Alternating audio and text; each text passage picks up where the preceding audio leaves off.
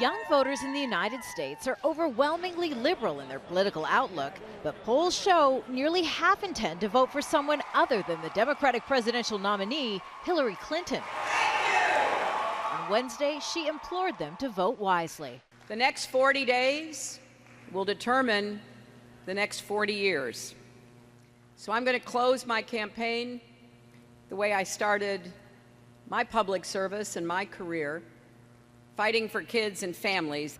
Clinton's visiting university campuses to speak about issues important to young voters known as millennials, like making university affordable.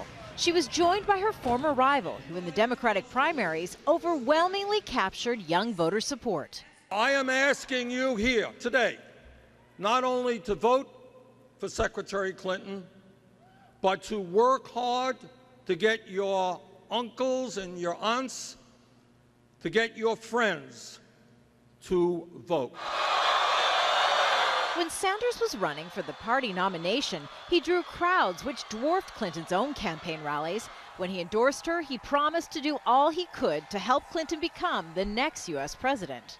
The problem is that many younger voters see Hillary Clinton as an establishment politician, emblematic of everything they despise about U.S. politics, that money buys influence and corporate donors have a greater say.